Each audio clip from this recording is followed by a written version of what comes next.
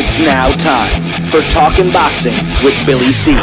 It began as a podcast, went live on the net, and transformed into a full-blown empire. It's the only daily boxing talk show on the planet, hosted by the only guy with the balls to do it. Many have stepped into the ring. Many have tried to take the belt. And one by one, they've fallen. Another victim of the undisputed heavyweight champion of Boxing Talk Radio. Talkin' Boxing with Billy C is on now. My style is impetuous, my defense is impregnable, and I'm just ferocious. I want your heart.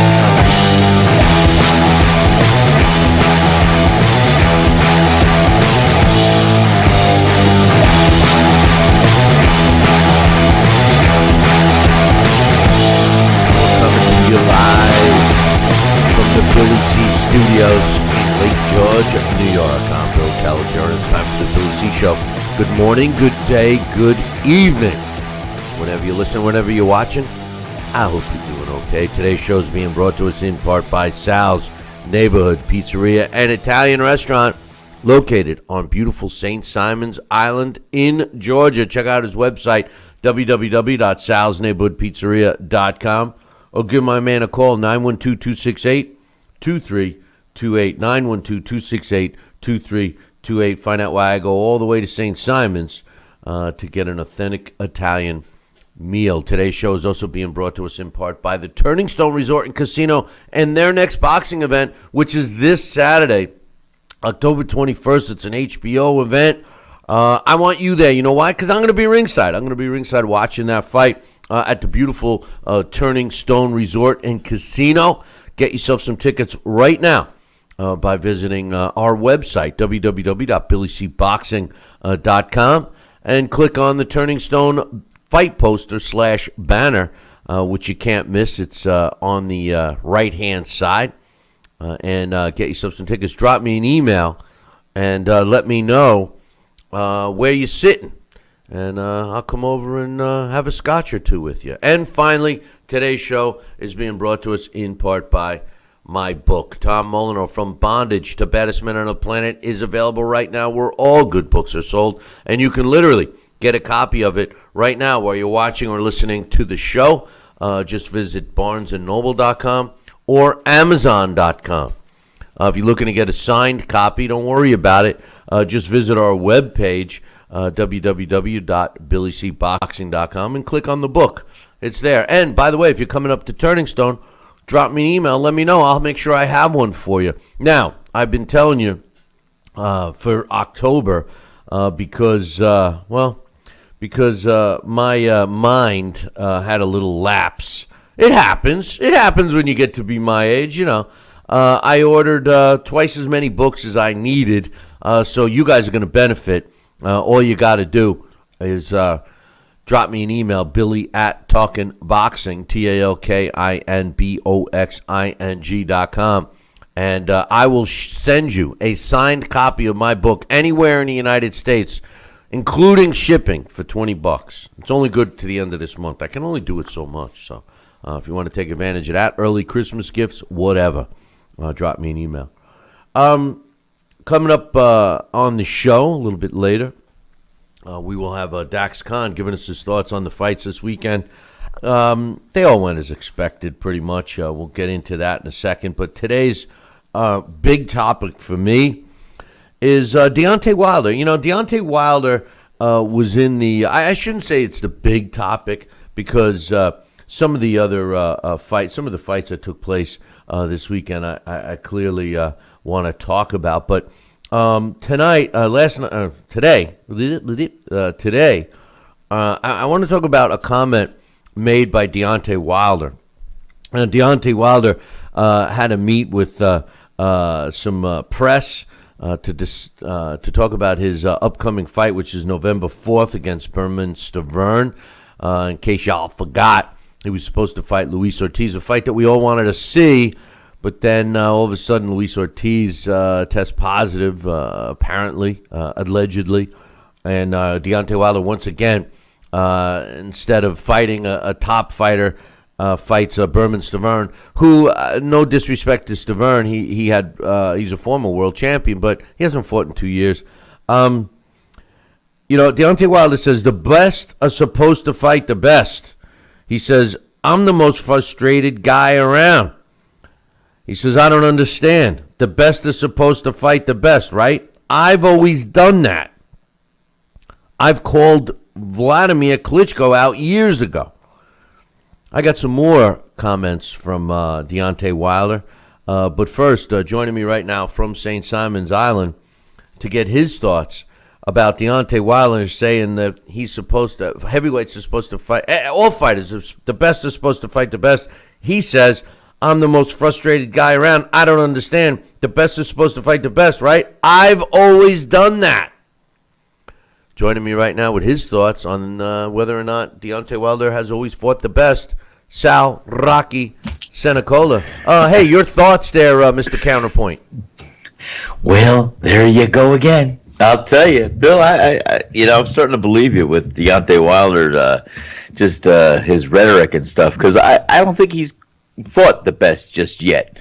And, that's the whole thing that we're waiting to see. And, I think if he fought a Klitschko, or if he wants to man up and fight Anthony Joshua, even some of the other guys out there that we hoped to have seen him in the ring already, then he could pound his chest a little bit. But like I said, we both agreed that this guy believes possibly his own press clippings and rhetoric, but I don't think he's been in the ring with the best just yet.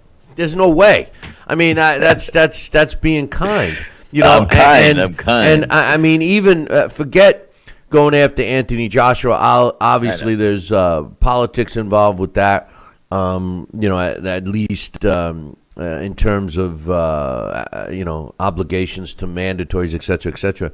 And Wilder himself, he had some obligations for mandatories, but he certainly hasn't fought the best. I mean, if you want to give him credit for 3 fighters on his resume, Stavern, which we all know the best win on his career was Chris Arreola. Artur Spitska, I do give him credit for. And maybe even Chris Arreola, the same guy who was washed up. I mean, those are the only close guys for being even in the top contender, overall top contenders. And I'm talking top 10. There's no way he's fought the best. He goes on to say, what other heavyweight is doing what I do? What other heavyweight has power like me? I don't have to put you out in punches and bunches. I don't have to do that. One punch, good night. I'm happy that I've had time to calm down and think about things. I'm happy that I'm fighting Stavern because he's my mandatory. I can finally get him out of the way, so I'll be a free man. This is the story of my life. Every situation that I'm put in, I try to be optimistic about. It's easy to appreciate the good, but when the bad comes, some people don't know how to manage that. He says people, well, before I read this last one, the last part of his comment, I feel bad for Deontay Wilder, Sal, and I'll tell you why. He believes that he's the best.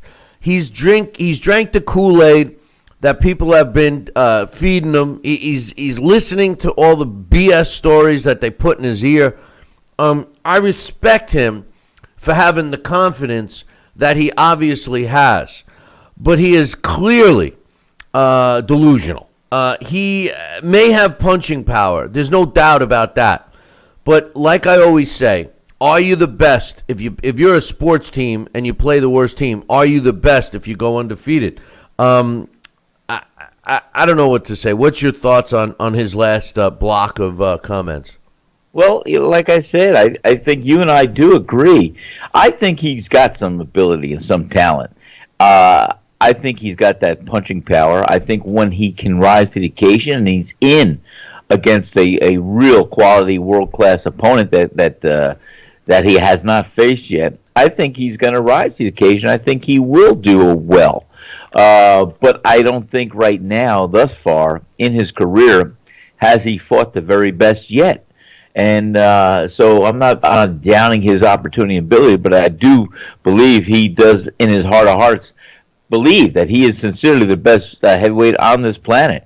I don't think that's quite the case. I do think he's better than what maybe a lot of people give him credit for, but I don't think we've seen it yet. So, I can't blame a guy for having confidence, but to really tout and say and suggest that you are the best and the baddest and you faced everybody that they put in front of you and everyone's ducking and running, that's unbelievable rhetoric, and I don't go for that. Well, he has fought and beat everybody that's been put in front of him. Well, yes, that we got to give him credit for. Yes. But the level of opposition that he has fought is less than stellar. And for him to think that no other heavyweight is doing what he does, as a matter of fact, Dillian White is a guy that I would have liked to have seen Deontay Wilder fight.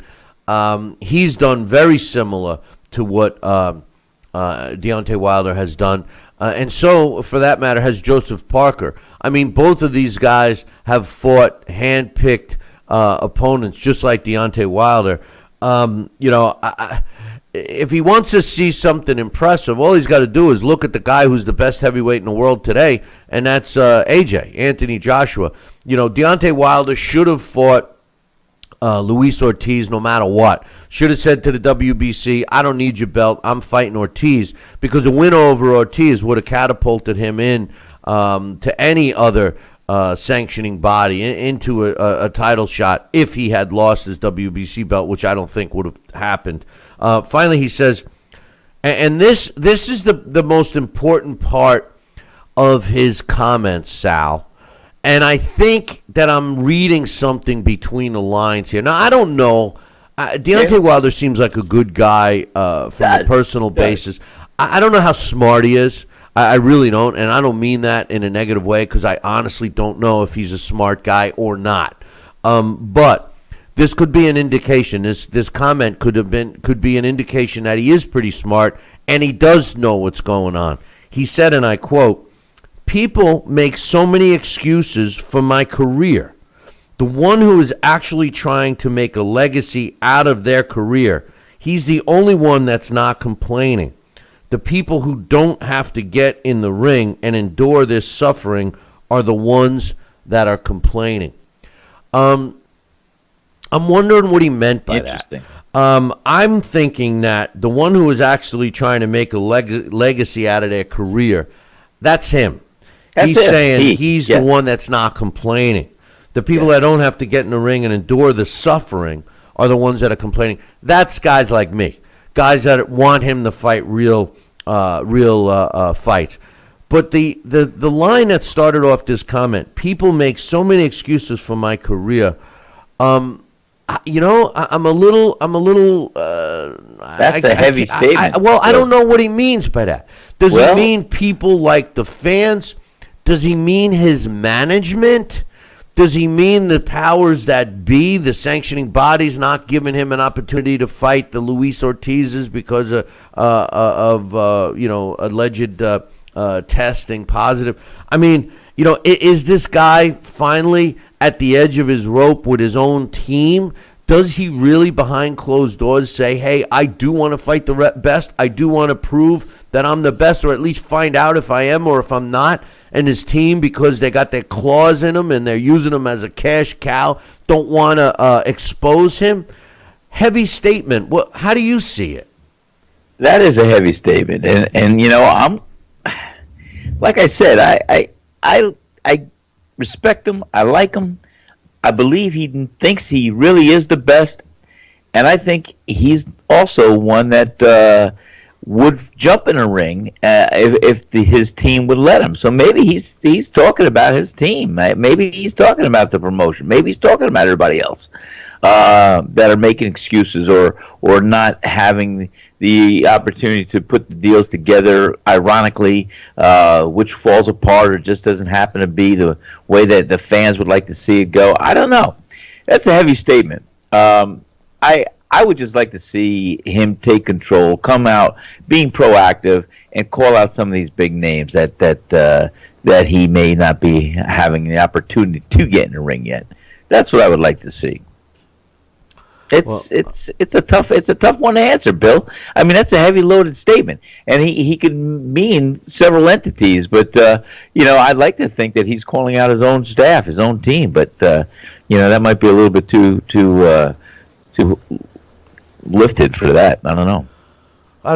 I think he may be calling out not only his own team, but maybe his sanctioning body that he wears the belt for. Listen, you can only be held accountable for the fighters that are available to you while you fight. This is a discussion that's always thrown in people's face. Oh, well, he's not that good. He didn't fight a guy like so and so back in those days. Well, you can't resurrect those guys. You can't go back in time. You can only fight the fighters that are currently fighting while you're fighting. But the issue here for me is that he's not fighting the top guys. I don't want to see a fabricated top 15 contender to satisfy a sanctioning body. We were laughing the other day at the WBC's top 15 fighters, who because they eliminate other fighters from other sanctioning bodies, etc., and they're left with a collection of guys that are not anywhere near world contender status, in my opinion. So Deontay Wilder's in a tough position. I get it. I know that he's got obligations to the World Boxing Council, the WBC, if you will. But listen, the guy pounds his chest. The guy says things that he's the best out there. The guy says no one does things like him. No one, has power like him, etc., etc., etc.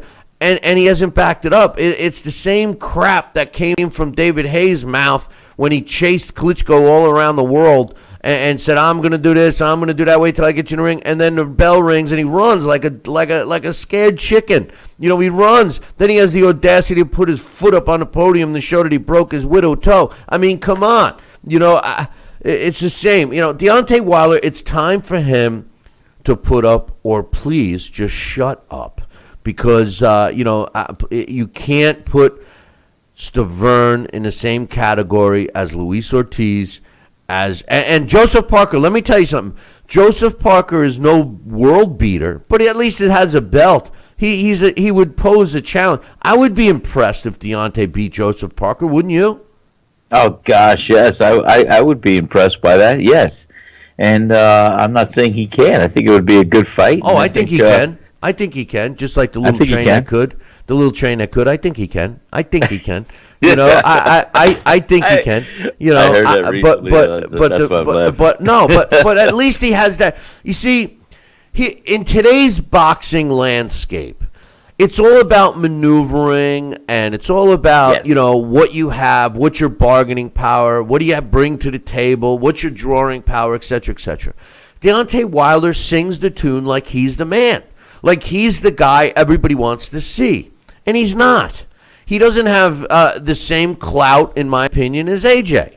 So what would even that playing field? What would even the score? Well, something real simple. If Deontay Wilder could pick up that WBO strap, which, I'm not suggesting it's anything more than some bargaining power. Now, Deontay Wilder would have two belts just like AJ. Now, maybe Deontay Wilder could demand that the AJ fight be held in the U.S. or based on his demands, et cetera, et cetera. But as you look at it right now, I got news for everybody.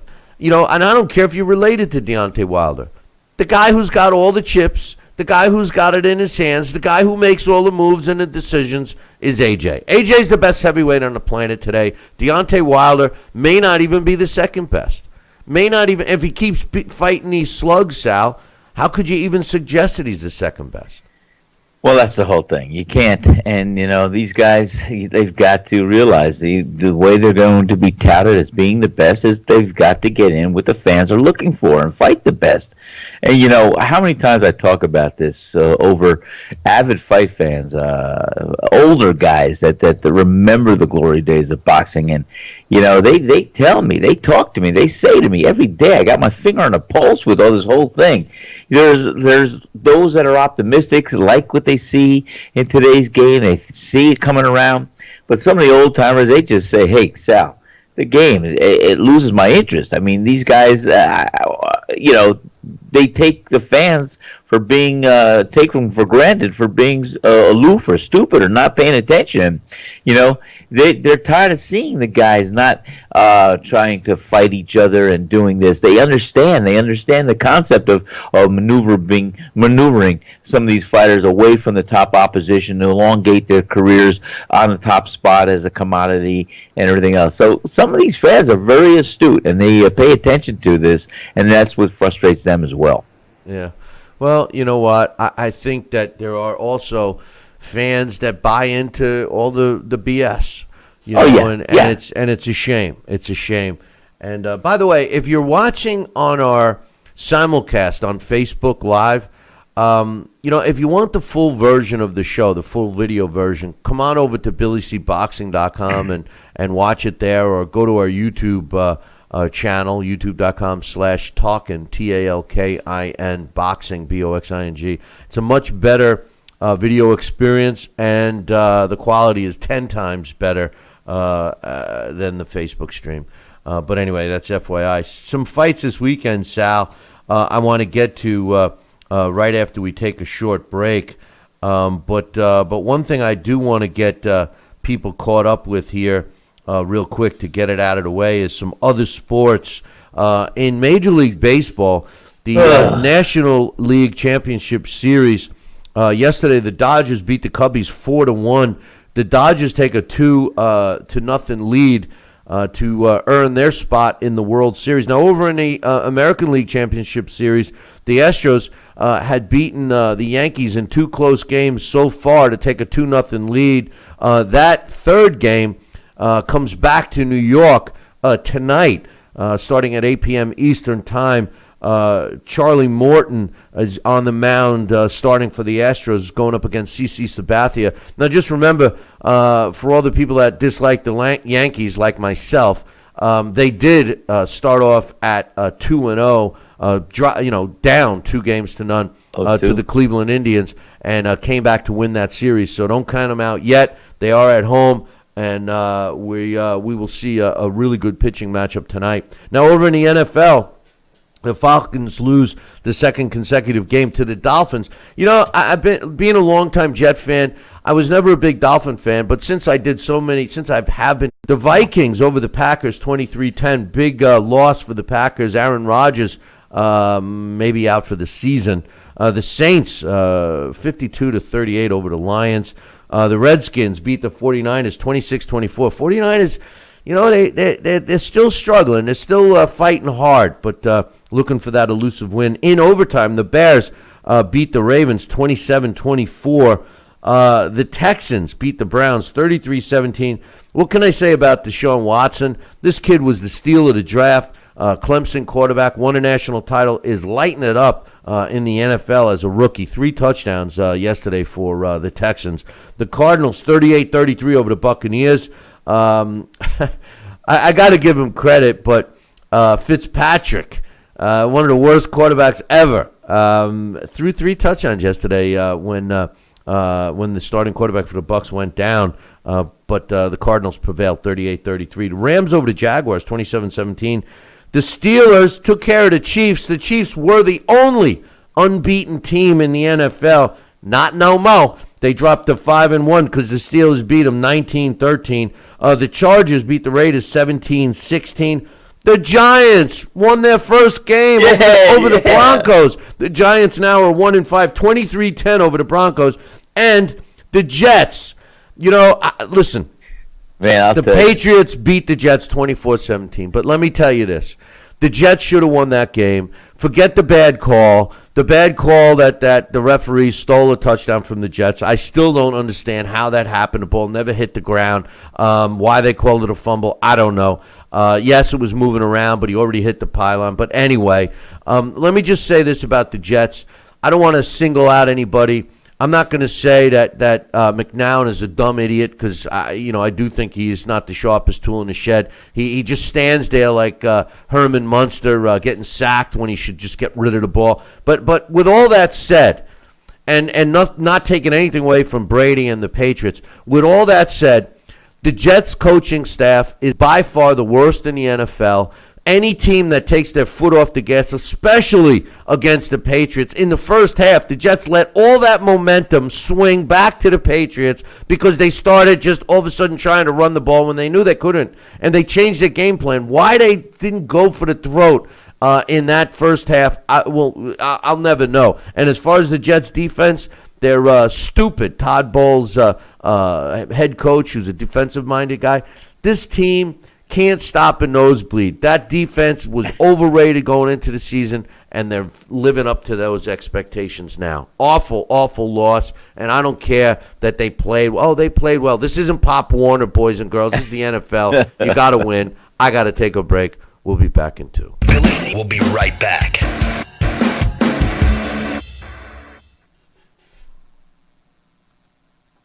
If you're over the age of 50 and considering buying an annuity in the next 60 days, I have some important news for you. Don't buy an annuity until you understand the pros and cons of annuities. A free book to help you maximize your retirement income from television host and 3-time author Josh Melberg has been released. This book reveals little-known truths about annuity strategies in simple-to-understand terms. Grab a pen right now because we are about to offer you this free book that unlocks the 5 little-known secrets we believe baby boomers and seniors should know before buying an annuity.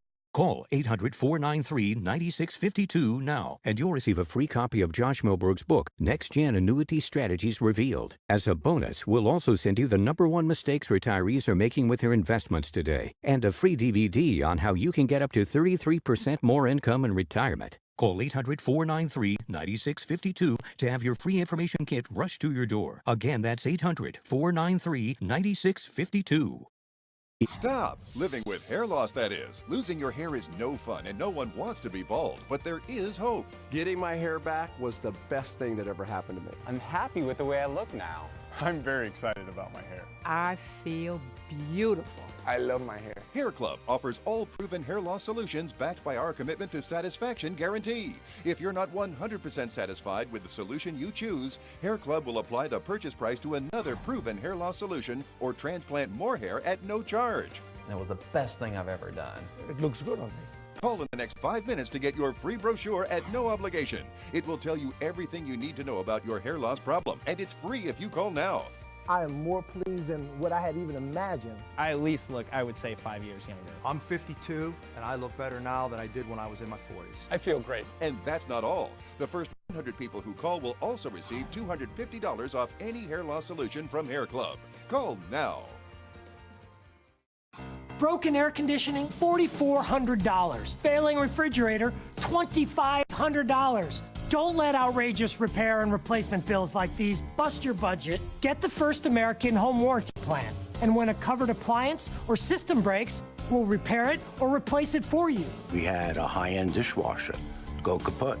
They put it in a brand new dishwasher. We have plans that cover air conditioning, most appliances, plus heating, plumbing, electrical systems, and much more. Plans start as low as $25 a month. Why let a major appliance or system breakdown bust your budget or go through the hassle of finding trustworthy service people? Last year alone, we saved our customers over $120 million. Don't wait until something breaks and you're stuck with a huge bill. You save a lot of money. It's absolutely worth it. If you don't have First American Warranty, get it. Call 1-800-946-6234 for your free no-obligation quote. Are you currently on Medicare? In other words, do you carry the red, white, and blue Medicare card? If so, are you suffering from chronic back pain? If you answered yes, you may be eligible for a pain-relieving back brace covered by Medicare at little to no cost, shipped directly to your home for free. These medical-grade back braces are ideal for lower back pain, arthritis, spinal disorders, and other chronic back problems. Will you qualify for a medical-grade back brace? Call Back Brace America at 1-800-290-8300.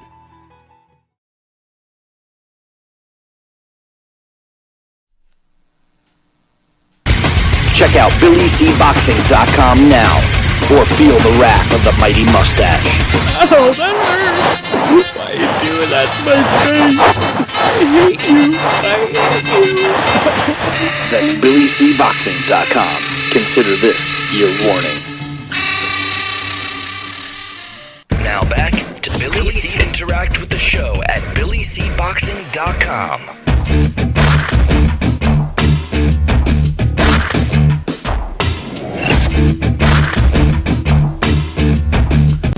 And we're back. You're watching and listening to the Billy C. Show. Glad you could be with us. And speaking of being with us, how about joining me this weekend up at the beautiful Turning Stone Resort and Casino? Their next boxing event is going to feature an HBO card. And I'm going to be ringside, and I want you to be ringside to get yourself some tickets. Visit our website, BillyCBoxing.com, and click on the Turning Stone fight poster, which you'll see on the right-hand side. Get yourself some tickets and come on up and enjoy yourself up at the Turning Stone.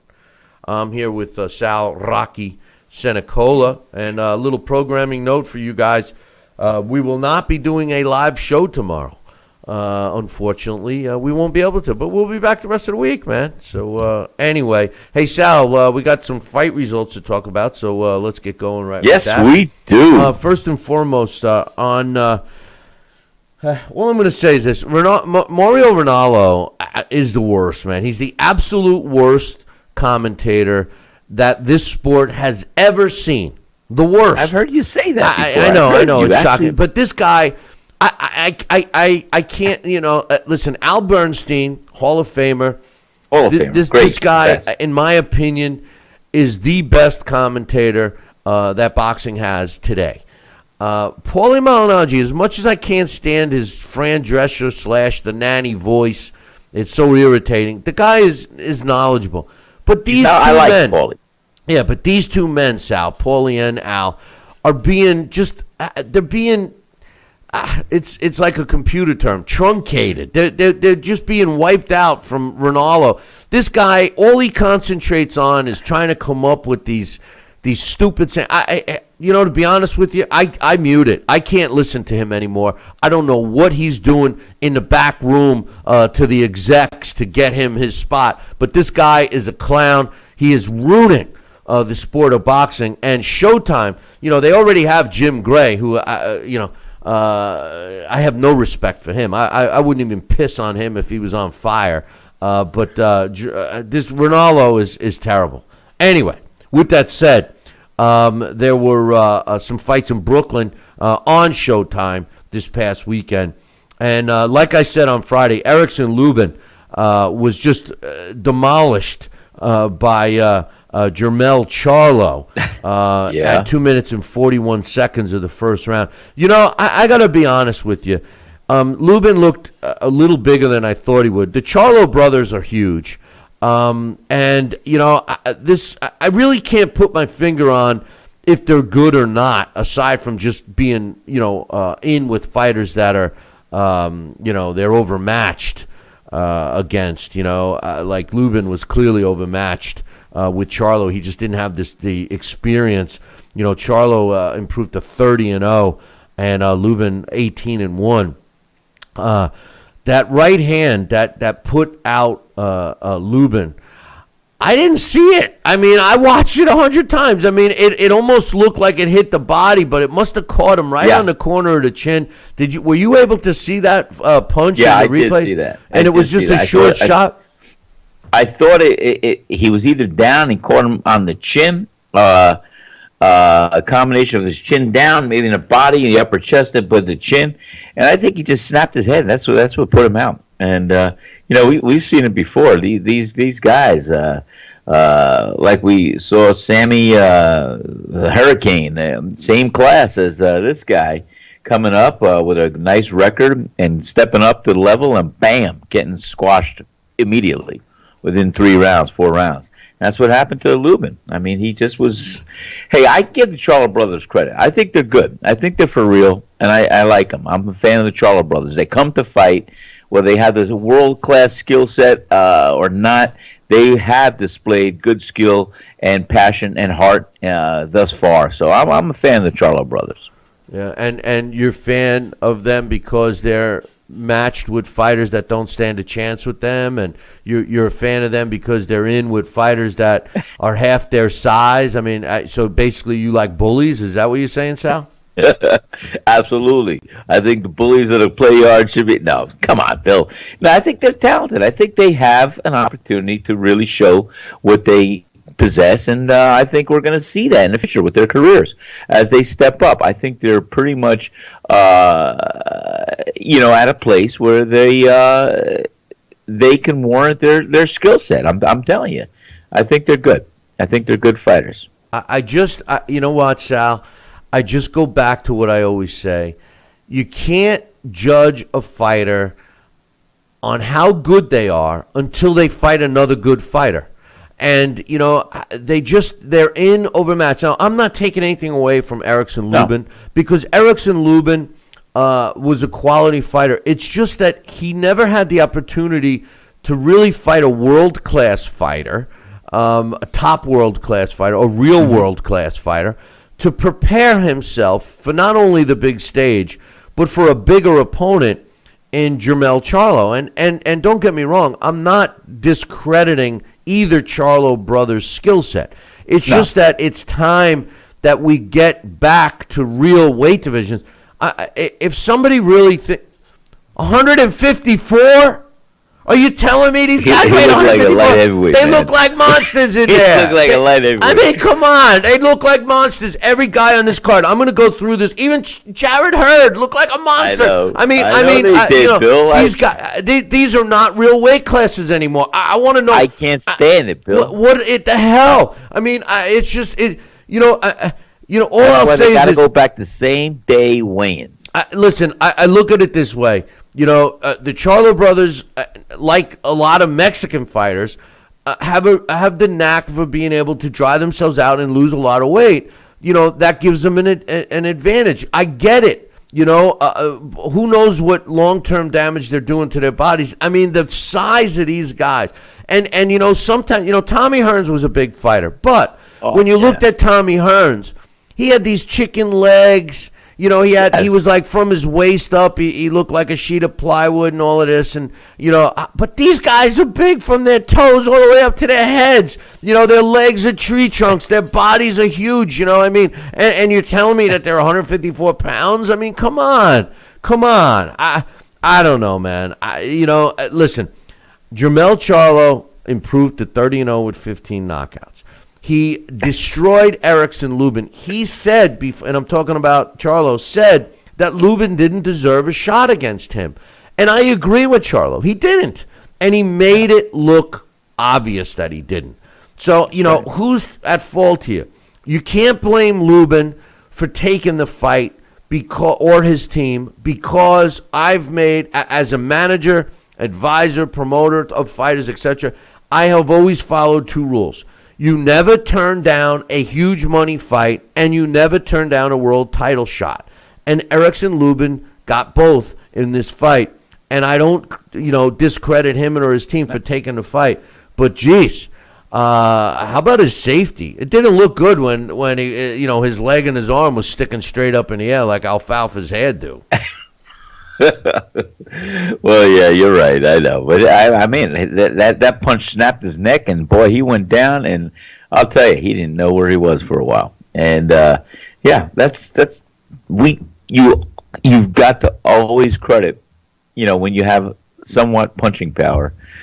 That's an equalizer in any fight, and that can turn a fight and end a fight in any one round, any round. And Charlo brothers, they have a little pop on their punch, and that's what I'm saying. They landed, and this one was effective. And Lubin, hey, now we'll see what he's made of, and he'll get back up and see if he can climb back in the ring and how he feels and what he looks like in the future. But as we said, Charlo brothers and Jermell did a decent job. Had to do what he did. He got rid of him quickly, and he did. I give him credit for that. Yeah. Well, and Brooklyn, by the way, has been becoming over the years a great fight mecca and a nice venue, and it proved to be again this past weekend. We're going to take a short break. I will be back in 2 with the rest of the major fight results coming your way. Billy C will be right back. Broken air conditioning, $4,400. Failing refrigerator, $2,500. Don't let outrageous repair and replacement bills like these bust your budget. Get the First American Home Warranty Plan. And when a covered appliance or system breaks, we'll repair it or replace it for you. We had a high-end dishwasher go kaput. They put it in a brand new dishwasher. We have plans that cover air conditioning, most appliances, plus heating, plumbing, electrical systems, and much more. Plans start as low as $25 a month. Why let a major appliance or system breakdown bust your budget or go through the hassle of finding trustworthy service people? Last year alone, we saved our customers over $120 million. Don't wait until something breaks and you're stuck with a huge bill. You save a lot of money. It's absolutely worth it. If you don't have First American Warranty, get it. Call 1-800-946-6234 for your free no-obligation quote. This is important news for women using birth control medications and devices. If you or a loved one have been diagnosed with a pseudotumor after using one of these birth control drugs or devices, you may be eligible for a cash award and medical expenses. Contact the law firm of Davis & Crump right now if you or a loved one have used one of these birth control medications or devices and were diagnosed with a pseudotumor to see if you are eligible for a cash award and medical expenses. Call now. Operators are standing by. Stop living with hair loss, that is. Losing your hair is no fun and no one wants to be bald, but there is hope. Getting my hair back was the best thing that ever happened to me. I'm happy with the way I look now. I'm very excited about my hair. I feel beautiful. I love my hair. Hair Club offers all proven hair loss solutions backed by our commitment to satisfaction guarantee. If you're not 100% satisfied with the solution you choose, Hair Club will apply the purchase price to another proven hair loss solution or transplant more hair at no charge. It was the best thing I've ever done. It looks good on me. Call in the next 5 minutes to get your free brochure at no obligation. It will tell you everything you need to know about your hair loss problem, and it's free if you call now. I am more pleased than what I had even imagined. I at least look, I would say, 5 years younger. I'm 52, and I look better now than I did when I was in my 40s. I feel great. And that's not all. The first 100 people who call will also receive $250 off any hair loss solution from Hair Club. Call now. Snacking has never been this exciting. At Graze.com, we combine wholesome ingredients with the flavors we all love to create over 100 exciting snacks. Like these. We'd love to send you a Graze sampler box for free. Just go to Graze.com, enter the code ENJOY36, and we'll mail your free box to your home or office. Join thousands of Grazers already in love with our exciting snacks. So come to Graze.com for your first box free.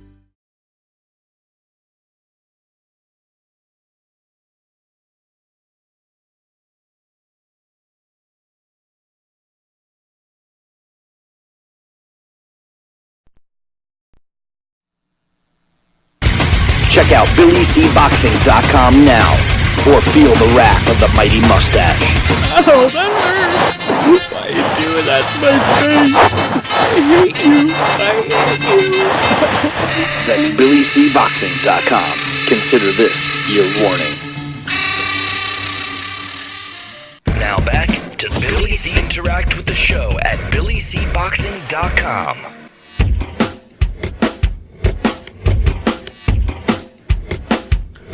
And we're back. You're watching and listening to the Billy C. Show. Glad you could be with us and be with me on this weekend. Saturday. Yeah. I forgot which day I'm going up there. Turning Stone Resort and Casino, HBO boxing event. Be there or be square. That's an old saying. Get yourself some tickets right now by visiting our website, BillyCBoxing.com, and click on the Turning Stone banner. Before we went to break, we were talking about Jermell Charlo's annihilation over Erickson Lubin this past Saturday night. The two other junior middleweight fights that were on the card was Urslandi Lara. He improved to 24 wins, 2 losses, and a couple of draws with 14 knockouts when he beat previously unbeaten Terrell Gashua in a 12-round one-sided fight, 116-111 and 117-110 twice with the way the judges scored it. Lara also dropped Gashua in the 4th round. Listen, Sal, this fight didn't go any way different than what we talked about. Terrell Gashua, no disrespect to him, was a great amateur. Hasn't had the success as a pro. But what I saw in this fight is exactly why no one wants to fight Erslandy Lara.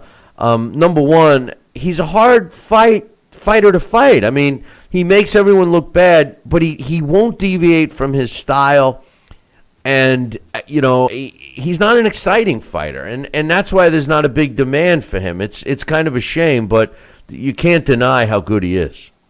No, he's a good, effective fighter. He's very methodical. He sticks to his game plan, and he dismantles his opponent one by one. And like I said, you said, he's not exciting, but he's effective, and he's going to continue to display. We haven't seen him deviate too much from his game plan or style, and I don't think he has reason to. If he keeps winning, he's doing something right. Don't reinvent the wheel. Yeah, but here's speaking of reinventing. One of the things that aggravated the hell out of me during the broadcast of these fights was the inaccuracies from the commentators. And it wasn't just Showtime and those bozos. It was the other network, too, which we'll get to in a second. Yes. They kept referring to Lara as the sweet science. The sweet science, hit and not get hit. The sweet science, hit and not get hit.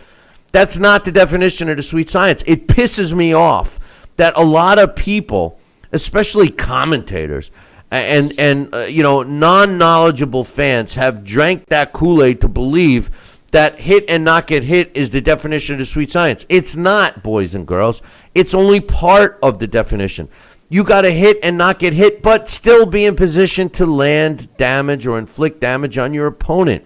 Throwing a punch and running to the other end of the ring is not the sweet science. Now, I'm not saying Lara did that all night, but there were some times when he wasn't in position to throw a punch either. Now, Erslandy Lara does, just like Rigondeaux, does stay in the pocket. And he did it a little bit against Joshua on Saturday night, but not enough for me. I think that Lara, a guy who wants these big fights, Sal, needs to be a little more entertaining. I mean, when the powers that be sit down and they try to make these fights, one of the things that they look for is how entertaining is it going to be? Is it going to be entertaining enough to get people to watch it? And Lara has this reputation of being a boring fighter. Anytime you put his name on a bill, it doesn't, equate to hey, it's exciting. Mike Tyson was on the bill. That's an exciting fight. Even Manny Pacquiao, that's an exciting fight. I mean, Anthony Joshua, knockouts. Deontay Wilder, knockouts. I mean, these are things that you're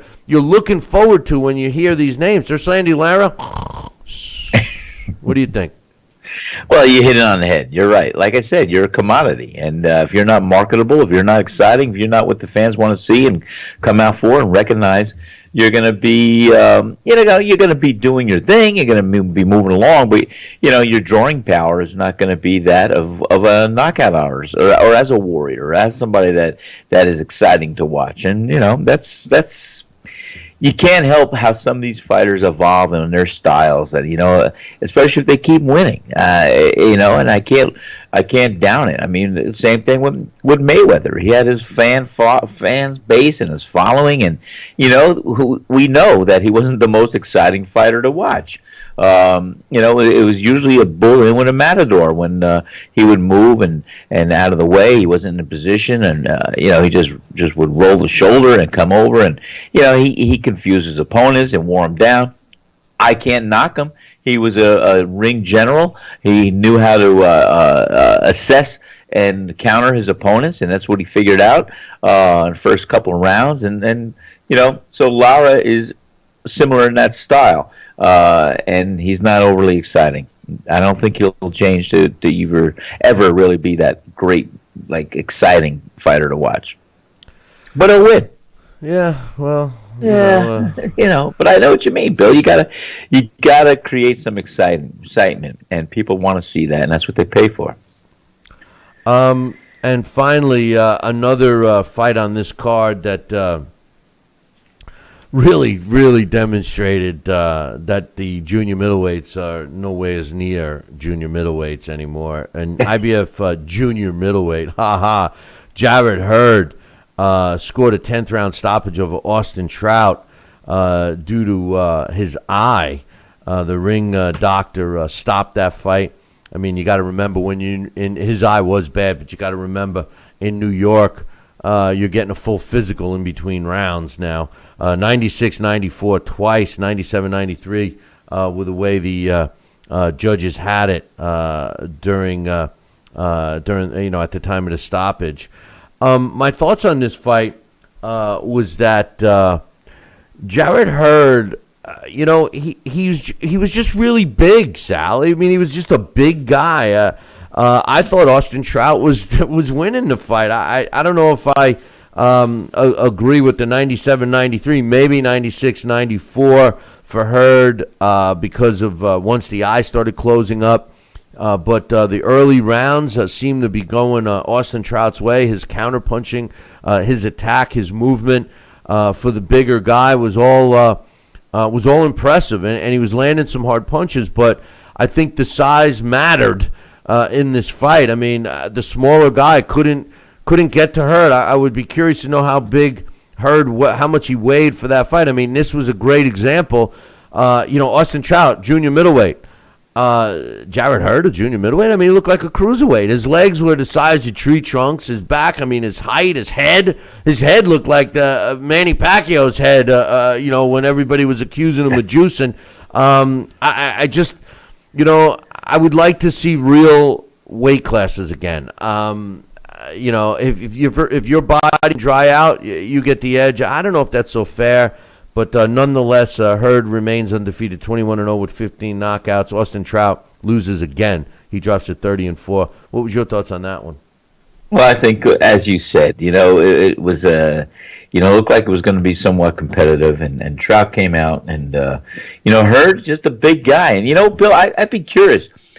They should take a pre-fight weigh-in just for the heck of it, but it'd be something to see the outcry if the fans had any influence or anything to say if they knew that this guy is 25 pounds heavier than what he should be or what he was the day before.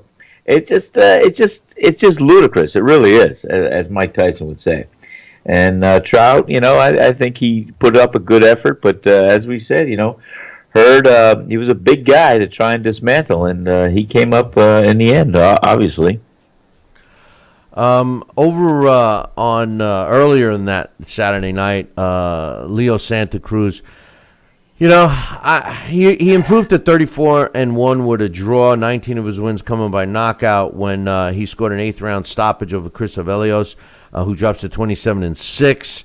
Thomas Taylor was the referee, jumped in and stopped the fight at 1 minute and 34 seconds of the 8th round.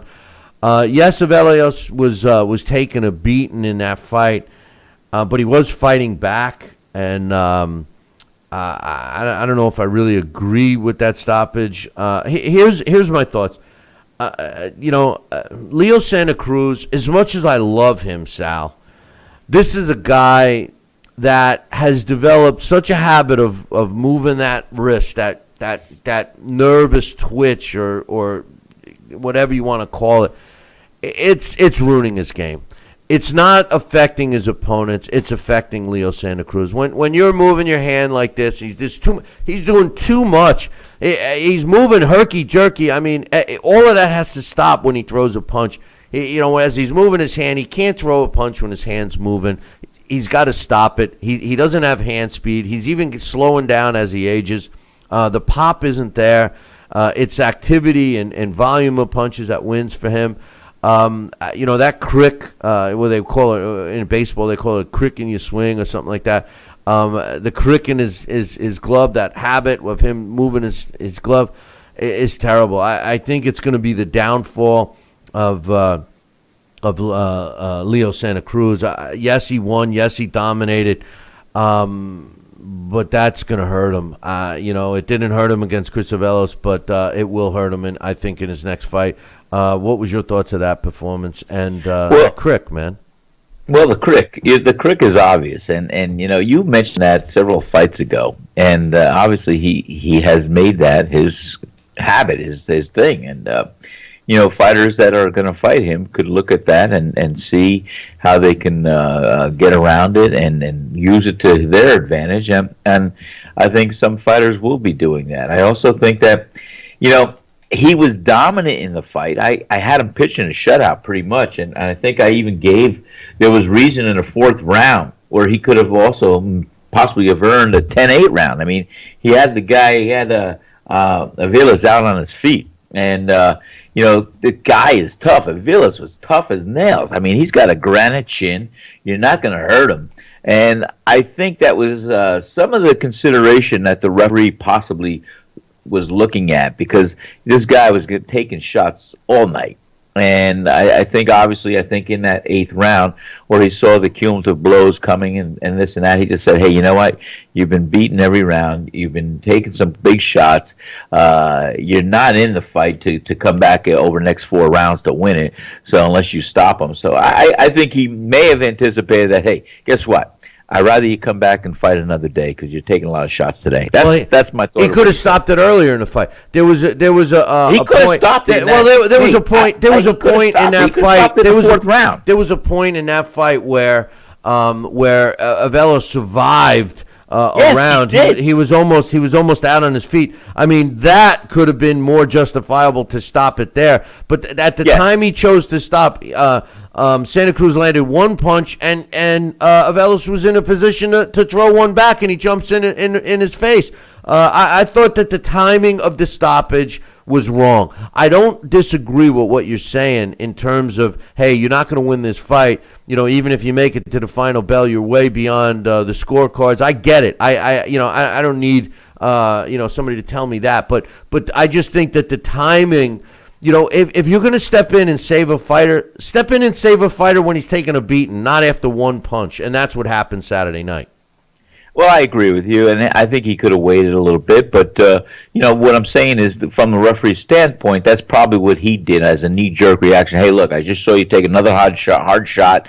Maybe he was starting to count from the 4th round on. He said, hey, look, if I see this guy taking some hard shots, next one, no matter what, I want to protect him, I'm going to jump in. I'm talking as a referee. So that's probably what he did. That was the indicator. He said, hey, I just saw you take another hard shot. You're not gonna win this fight or whatever. I don't think that was right that he did it at that time, as you said. I would have rather him had done it maybe in the 4th round when he was eating gloves and everything else, and he looked like he was out on his feet, or at another point over the next couple of seconds or minutes, whatever would have happened. But the bottom line is, Santa Cruz did what he had to do to be dominant. It wasn't overly exciting and things, and I think Santa Cruz is going to have a little trouble. If he fights Maris or somebody again, I think that's going to be a good fight. Well, speaking of which, Abner Maris improved to 31-2 with a draw, with 15 of his wins coming by knockout when he won a technical decision over Andres Gutierrez, who drops his second pro fight, 35-2 now with a draw. Listen, I thought that Abner Maris looked fantastic. And I think he did. I loved him. If Abner Maris steps in with Leo Santa Cruz next, like they're talking about, I don't see Santa Cruz. And if Abner Maris fights the same way as he fought Gutierrez, and obviously Gutierrez is not anywhere near Leo Santa Cruz in terms of quality, but if Abner Maris can fight that same way, not tire out, and be effective, and have more punching power than Leo Santa Cruz has, then I would put my money on Abner Maris. And just one other point, as far as I criticized the Showtime commentating crew, the Fox Sports commentating crew was no different. The main guy was trying to make a reference about Maris fighting Leo Santa Cruz type, meaning the way I took it meant that he was throwing a lot of punches and being aggressive and going in for the kill. And the Latin Snake, who did a good job as the color guy, kept missing. He was missing the point. He kept saying, well, in his fight again, he thought that and I don't even know who the main guy was. He thought that he was referring to Maris's fight with Leo Santa Cruz. And he tried to say it a couple of times, and the Latin Snake said the same mistake over and over and over. If you're going to call a fight, at least prepare yourself and know what the hell is going on. There's nothing worse than people that don't prepare themselves before they do a commentating gig for a live event. I mean, it was obvious that these two guys weren't on the same page. Thank God Mares kept the fight. He kept control of the fight where we were talking about his performance. The only people that were missing it seemed to be the commentators. But I loved Abner Mares' performance, and I think he's going to give Leo Santa Cruz all kinds of trouble. What do you think, Sal? Well, I loved Abner Mares' performance. And, the guy came in. He was conditioned. He was punching combinations. He was relentless on that level. And, he started landing that home with that right hand. I mean, and Gutierrez, his eye was open, and that was a big thing to consider. And man, I'll tell you, his right hand kept hitting that and over and over and over. So it was a good call to stop the fight. I think it was in the 9th round. But I'll tell you what, Abner Mares, I think he's going to beat Leo Santa Cruz. If he, especially as you said, fights the kind of style he fought the other night. Another fight on that card we got to see, and you know what? I always love when a fighter who's pretty much pronounced DOA comes back and wins, and that's exactly what Antonio DeMarco did. He improved to 33 wins and 6 losses with 24 coming by knockout when he beat Eddie Ramirez. For Ramirez's first loss, stopped him at 1 minute and 56 seconds of the very first round. Eddie Ramirez drops to 17-1 with 11 knockouts, and this is precisely what I'm talking about when you put a young fighter who's been protected and coddled to an impressive record, and then you get a name in there that like Antonio DeMarco, who's retired at least 3 or 4 times, who everybody assumes is a shot fighter, and you say, you know what, we need a big name on his resume. Let's get a guy like Antonio DeMarco who's shot, who's spent. We'll get a win over him. He's limited. He's slow. If anything, we'll get a decision over him. And Antonio DeMarco shows the world that he's not finished and knocks the kid out. This is exactly what I'm always talking about, Sal. You can't expect a young fighter, and this is my argument with Deontay Wilder that you refuse to agree with, but the truth of the matter is you can't constantly put a guy in with less than stellar opposition and expect him to automatically step up when the challenge is there without having been tested by a challenge that's a little step in between. I'm sorry, it doesn't work, and Eddie Ramirez found out the hard way on Saturday night.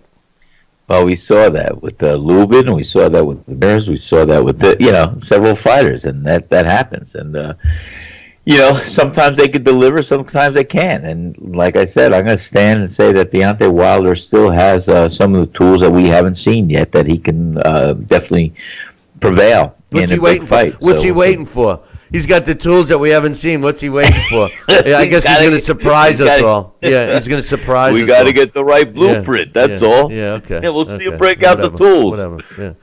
One other fight that I wanted to mention was actually 2 other fights I wanted to talk about real quick. Number 1 in the World Boxing Super Series in the super middleweight division, George Groves scored a 4th-round knockout. We've seen some great knockouts in this World Boxing Super Series over Jamie Cox, who I said this was a mismatch. I mean, Jamie Cox, like Dax said last week, this was a guy that got on the bandwagon early. It's the only reason why he made it into this. George Groves is now 27-3 with 20 knockouts. Sets up the fight with who's the other middleweight we want to see? Eubank Jr., Chris Eubank Jr. 1 minute and 42 seconds of the 4th round. January will put George Groves up against Chris Eubank Jr. What was your thoughts on this one? I don't know if you got to see it, but what's your thoughts on George Groves taking care of business? Well, and that's just what he did, and I did see the highlights of that. And he went out there, and it was, I'll tell you, the 4th round was all he needed to stop that fight with Cox. And he's strong. He's a good fighter. And I think we're going to see some more of him in the future, definitely. Well, George Groves has been around. I mean, I just want to see him against Eubank because Eubank Jr. has that's going to be a good fight. Yeah, he's improved big time. So congratulations to him. And here's one other thing I wanted to mention about some fights that took place this weekend. Kevin Johnson Kevin Johnson. This was a fighter that most people had pronounced dead. He got brought in to fight in Germany against Francisco Piata, assuming Piata would just get a W. And next thing you know, Kevin Johnson opens up a can of whoop-ass that causes Piata's team to throw in the towel, giving Kevin Johnson the win. The funny thing about this, now they're saying after this win, he should get a title shot. I'm saying to myself, why? Didn't he lose like 4 fights in a row or something? I don't know. But Kevin Johnson wins, so we will keep you posted on that. A couple of news tidbits I want to mention. Dillian White is going to be facing Robert Holinas on October 28th. On the undercard of AJ and Kubrat Pulev. White says it's been frustrating these last few months trying to get somebody to fight me. I thank Robert Holinas for stepping up, and in a couple of weeks' time, we'll fight for a silver belt in Cardiff. I love to fight, and I'm looking forward to being back in the ring, getting a W, and moving on to challenge for a world heavyweight title. Robert Holinas said, this is a huge fight, and I'm excited about fighting the winner of the thriller between White and Chisora. Chisora and I were scheduled to fight in May, but he ran. To my understanding, Dylan is not a runner, and he will stand and fight. It's a big fight for the heavyweight division, and may the best man win. We'll see. I like the fight, and I like the fact that Dillian White is fighting on the undercard of Anthony Joshua, which makes it interesting. They also announced IBF welterweight champion Errol Spence Jr. Will be making his first defense against Lamont Udome Peterson in January. Peterson's a tough fighter, but I would have loved to have seen Spence take on Keith Thurman like these two guys are talking, so we'll see what happens there. And Miguel Kessler, talking about making yet another comeback, had to postpone his comeback. You know why, Sal? Tell me why. He got bit by a Lyme tick, and he wasn't able to move forward. Unbelievable. Was he in Lyme, Connecticut? What's that? Was he in Lyme, Connecticut? That's where where Lyme disease comes That's where from. they discovered it. But anyway, I got an email to read real quick. Then we're going to take a break and have Dax Khan join us. His first email's from your boy Raheem. Raheem says, "Good morning, Billy C and Sal. It's Raheem." He says, I'd like to know if you could do a breakdown on Andre Ward's career. I think Ward was one of the best boxers in my lifetime and retired without a loss. Now that he's retired, how long would it take him to be in the Hall of Fame for boxing? Well, first and foremost, don't count the fact that he's retired forever, Raheem, because chances are he's not. But to answer your question, it takes 5 years of being out of the ring to be put on the International Boxing Hall of Fame ballot. Breakdown and quickly of his career. Listen, no disrespect to Andre Ward. He had a great amateur career. A gold medal winner. He signed with Goose and Tudor, and I think that Goose and Tudor did not promote him properly. Therefore, he was never a household name. The guy can't draw flies to a garbage convention. I think what put him on the map was the Super 6 tournament way back when he fought all the best super middleweights in the world, and nobody can criticize him for that. But when he broke his ties with Goose and Tudor, and that long, drawn-out process of breaking his contract with Goose and Tudor, he kind of became a diva, and he thought that he was the best and this and that. And again, no discredit to his resume, but he hadn't fought in several years. He became a diva. He still can't draw flies to a garbage convention. He signed with Rock Nation, did them not well, and the best fight of late was 2 fights against Kovalev. So, if he stays retired, he'll be a first ballot Hall of Famer. That's my quick synopsis on Andre Ward. We're going to take a short break. When we come back, Dax Khan will be with us, and we'll be getting his thoughts on the fights from this past weekend. So don't go nowhere. Billy C will be right back. Part of the Billy C Boxing Network. Listen to this important message. If you owe money to the IRS, you will want to hear this. Penalties and interest compound daily on your back taxes, putting you under a mountain of debt. Next 10,000, has years of experience connecting people with tax resolution specialists. Working through the IRS Fresh Start program, they will handle all the necessary forms, and if you qualify, you may end up saving thousands of dollars. Call Tax 10,000 at 800-773-4604.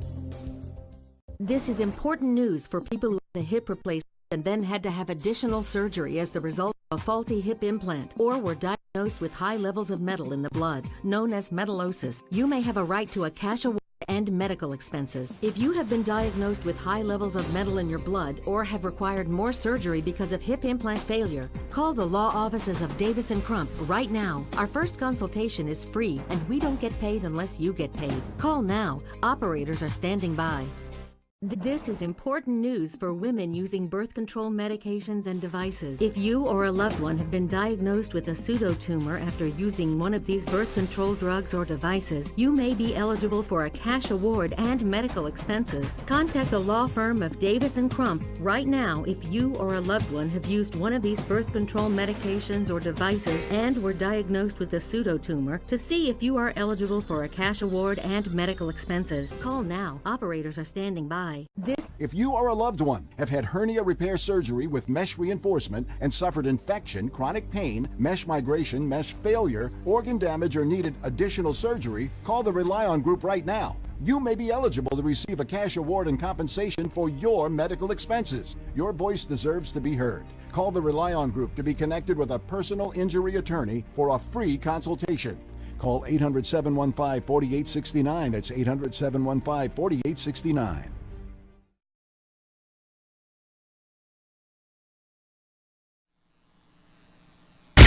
Check out BillyCBoxing.com now, or feel the wrath of the mighty mustache. Oh, that hurts! Why are you doing that to my face? I hate you.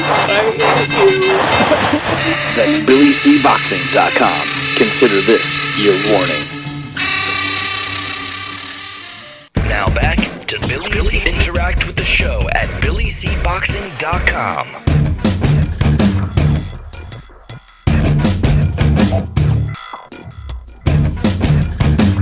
And we're back. You're watching and listening to the Billy C. Show. Glad you could be with us.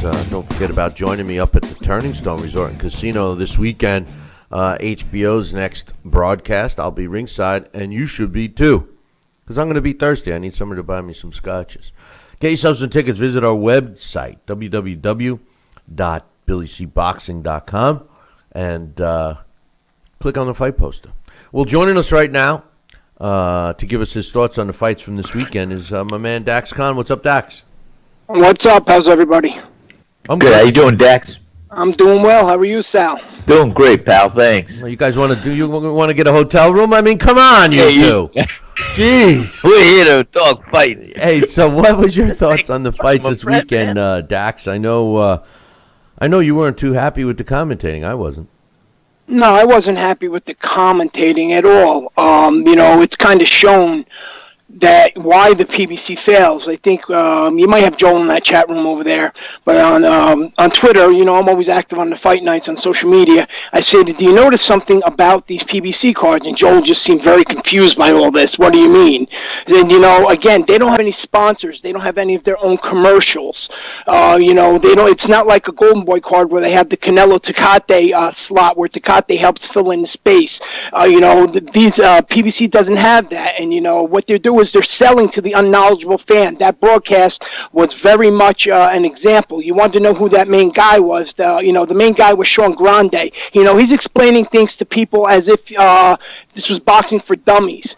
He's explaining why punches are thrown. He's explaining about the internet, talking about Leo Santa Cruz's power. Well, the internet being the internet, people are going to question Leo Santa Cruz's power. Why he hasn't stopped Avalos already? Well, that's how people are. And then Sergio Mora wants to come in there and say, well, this is because Leo Santa Cruz is this type of guy. And several times they stated stuff on, well, in case you haven't seen him before, guess what? If they haven't seen Leo Santa Cruz, they don't know who Abner Maris is. If they don't even have haven't heard of Chris Avalos. You know something? You don't have the fan base that you want, and you wonder why that you're not able to excel, because you're putting on fights like this and you're having to explain things simple one by one like that. You're not having the boxing fans, and you're not even retaining these new fans that you have in there because your broadcasting and your commentary is so horrible. Not to mention the biasness. In the Abner Maris-Vince Gutierrez fight, Gutierrez was getting beat up horribly, a lot worse than Chris Avalos was, and Sergio Mora kept making excuses on why the fight was allowed to continue. Gutierrez, at no point in time was even in that fight at all. But then when the Avalos fight comes, he's making excuses on Avalos' chin and how good it is. And this is nothing new for him to be taking a beating like this. What that tells me is that the PBC, and I know they do for a fact, they have people, all the broadcasts have somebody that follows these social media streams. And he was getting a lot of backlash. They were getting a lot of backlash during the Maris fight, why it wasn't stopped. And they were getting a lot of backlash on the Avalos fight, wasn't stopped. So they're out there, they're selling. They're not commentating, they're selling. And that's the problem with it. You can't be a commentator and a seller at the same time, and especially when you don't have commercials. That's why the PBC is going, and it's dropping quickly. Well, Dax, one thing, thanks for reminding me who Sean Grande is, because I think his comments were trying to educate himself on the fly. But keep one thing in mind. Showtime and HBO, not to single out Showtime, they're premium cable network, so they're actually, I don't want to see a commercial on there. And that's, I'll tell you the truth, what bugs me about what's been taking place on certain pay-per-views is that we see commercials. I mean, a pay-per-view, you're paying extra money for a pay-per-view. I don't want to see commercials. Where I want to see commercials are on network television, like the Fox broadcast. There were none, and that's my point. There were none. They had commercials in between every round. What are you talking about? They had the network commercials. They didn't have any PBC sponsor commercials. For example, like Golden Boy during their ESPN card, they have the Canelo and Stallone Tecate bits that they continue and they keep making more of them. They didn't have them. They had a commercial for a local truck dealer. And what did they do in between these? Fox was sitting there promoting the fight card that was going to be on Showtime, and they were doing breakdowns of the fighters that are going to be on there. This is why you're not generating money. You have to pay for that time slot, you have to pay for these fighters, you have to pay for that venue, and you're not generating any money coming in there. All you're doing is promoting fighters that are on a premium channel for something later on in the night, and this is why the ship is sinking so quickly. No, but wait a minute. I think you're missing something, because they paid. They don't have to generate when you're on network television and you're paying for the slot. Yes, you need commercials. But when you get a series that they pay you to bring the fight, a la Showtime, and this deal with Fox, they already paid the PBC. He doesn't care if they make money or not. That's why they were promoting their next fights. The commercial time in between is where the revenue stream comes from. But that was going back to Fox in that one case. So it's a little different, but I get your point. But the other thing, what I was saying about what bothers me about commercials, I don't want to see Tecate or any other commercial during a pay-per-view. I mean, this isn't a pay-per-view. No, I know it's not a pay-per-view, but I'm saying that's ESPN, even worse. Whichever the case. Well, ESPN, Anyway, let's move on. The fights themselves, what'd you think? Well, the Maris versus Gutierrez fight, Maris looked sensational. He has not looked better in 5 years, in my opinion. Joel Diaz he seems to do wonders for fighters these days, doesn't he? I agree with you. I think Abner Maris looked better. What the hell? If we're going to give the credit to the trainer, if that's all he needed, where the hell was he for his whole career? Yeah, Joel Diaz has just really burst onto the scene over these last few years, where he just seems to make every fighter, no matter what level they are, better. It's almost like, not that they're the same type of trainer, but almost like a Manny Stewart in his later years, where he takes a top-level fighter and he just makes him even better. And that's what we see with Joel Diaz. He beat Gutierrez. Maris beat Gutierrez every single way possible. He outpunched him. He turned him. He confused him. He was 2 and 3 levels above him in class. The eye. lie. At first, originally, that was said by Jack Reese claimed it was from a punch. Later on in the fight, all of a sudden, when they decided to stop it, they're saying that now all of a sudden, no, it was a butt. When they look back at the replay, yeah, you did see it was from a butt, but that should have been taken care of earlier. Everybody, including Abner Mares, was a little bit confused. And why did they keep bringing up the Yanni Gonzalez knockout? And this was the whole reason why they're saying they're going to let the fight continue, because Maris has been stopped before. Yanni Gonzalez is an elite. At that point in time in his career, his best, he was an elite internet puncher. He was a legitimate world champion against top names. He jumped on Abner Maris early. Maris wasn't prepared, and that's what happened. But instead, they keep bringing up Yanni Gonzalez as an excuse on why this fight was allowed to continue. Anywhere from the 7th round on, that fight could have been stopped without no complaints. This guy was taking a tremendous beating, and there was no need for him to continue to take a beating like that. He's only 24 years old. That's the type of fight that ruins a fighter's career. Yeah, I agree. He took a beating in that. But what about the stoppage? Now, wait, you're talking about the Gutierrez fight, right? Yeah. Gutierrez and Maris. But what about the stoppage with Avelos? Sal and I were talking about that earlier. I could have seen the referee stopping that fight earlier, but at that time that he chose, seemed kind of weird to me. What did you think? I said that, again, I'm on social media all the time. That's the one thing I posted. That's an odd time to stop a fight. That fight could have been stopped a lot sooner. Chris Avalos is a guy who shouldn't have been in there. I said that on Friday. Sure, he's tough. He can take a great punch. But, anytime he has stepped up a level, he has failed miserably. Leo Santa Cruz, something I disagree with you. I know that bothers you with the shaking of his hand. It looks like it's something that should be easily figured out. But you know something? Leo Santa Cruz throws so many punches at so many odd angles and never does the same thing twice. That shaking of the hand is almost a distraction to opponents where they actually think they're going to figure him out. We've seen something in Leo Santa Cruz on Saturday night we haven't seen in the past. Leo was throwing those one-punch bombs looking to knock Avalos out. He's not a power puncher, but he's a lot stronger than given credit for. Leo Santa Cruz went in there to kind of make a statement. As far as Avalos, they could have stopped that in the 2nd round. They could have stopped that in the 3rd round. They stopped him in the 8th round. Why? Because I think Sal pretty much said it. He was taking a lot of punches, and the referee probably had it in his head a round or two before then. The next time this kid doesn't look good, I'm going to stop this, and that's exactly what he did. Well, those were two very overmatched fights. In the 6th round, when he barely made the bell, that's when he should have stopped the fight. Remember, he was taking that beating, and he didn't go down. But I would have, if the referee jumped in between him then, I don't think there's any argument, but there's going to be repercussions from the time that he chose. And I agreed with Sal, and I agree with you, of course, that the kid was taking a beating and he wasn't going to win the fight. But he needed to pick a time when, there was more than one. There was one punch. It was one punch.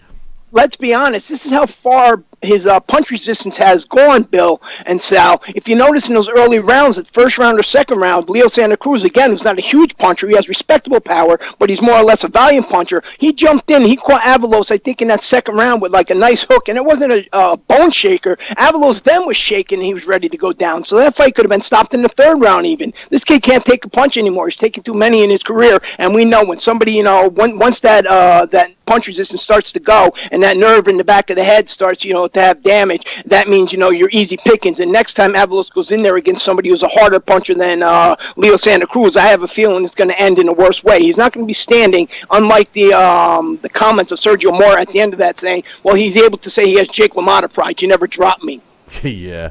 Just to make sure you understand that Leo Santa Cruz, the thing he does with his glove, I don't think fighters, I don't think he does that to keep a fighter confused. And I don't think fighters are watching that and trying to time him.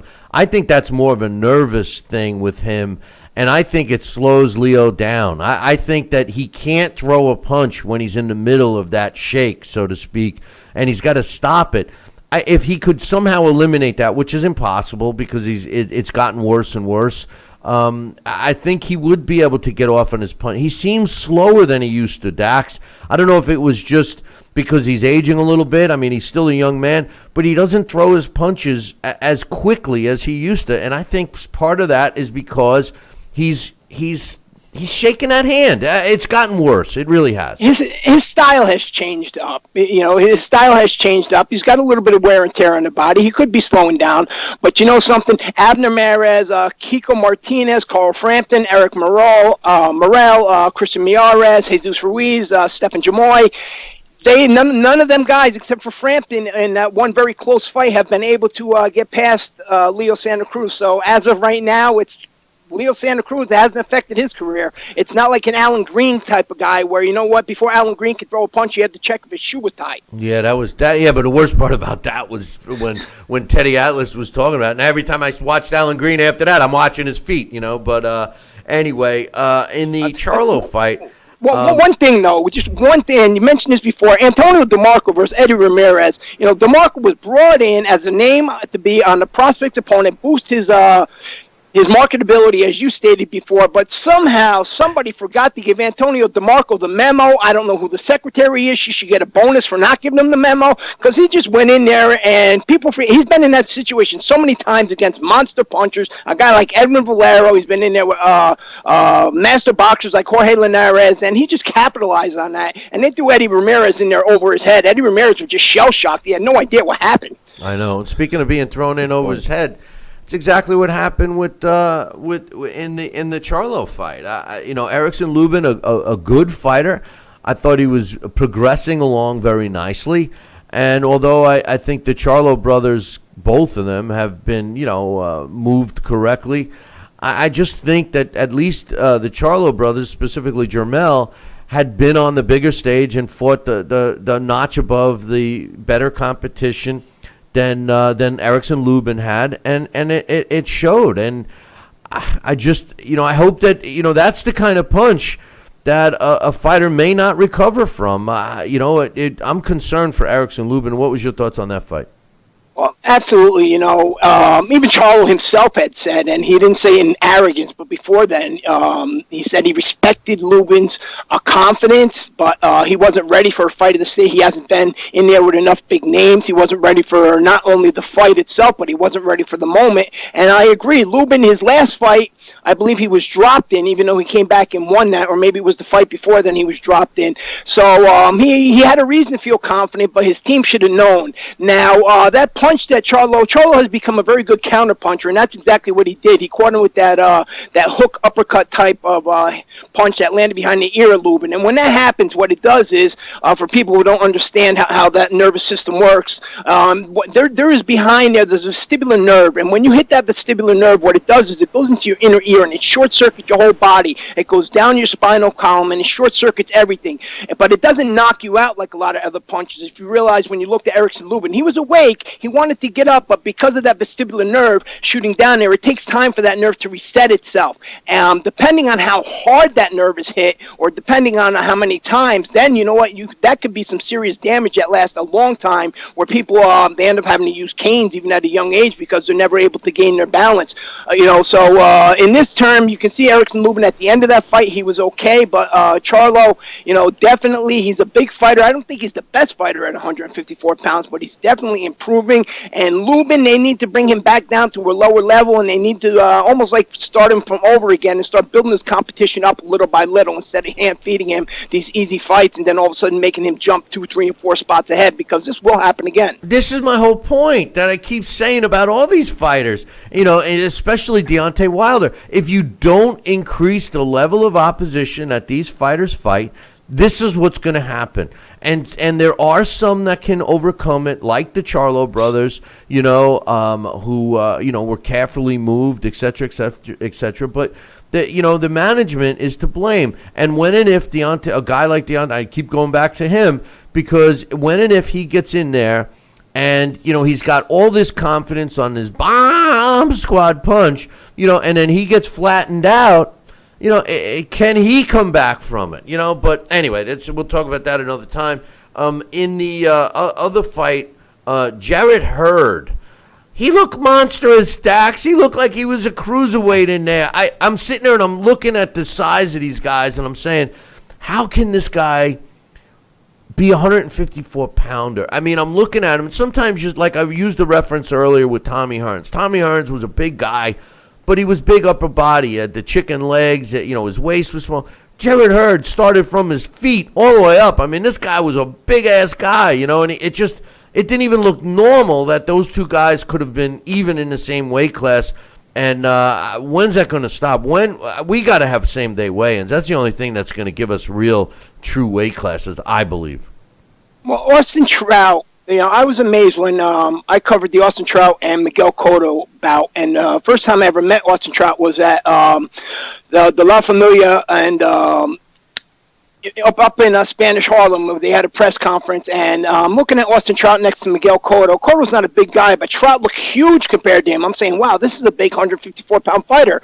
And you're definitely right. Jarrett Hurd looked 2, 3, 4 divisions above him. But Jarrett Hurd, he shows that, something, this kid has potential. I didn't like the way he was being schooled so easily early on. If Austin Trout had a little more pop, Jarrett Hurd would have been knocked out early. I think the kid has some things to fix. Austin Trout, he's at the tail end of his career. He's never gotten really a fair shake as a fighter. Even when he was a champion, he never got the opportunity to be the A side. What I think here is Austin Trout is going to have to make a decision on whether or not, maybe he can drop down in weight, or, he's going to end up being an opponent. This is his second or third loss in a row. He hasn't had a win over a top guy in a long time. Jarrett Hurd needs to go back to the gym. His team needs to help fix those defensive issues. We've seen Tony Harrison have the same success with the same type of punches.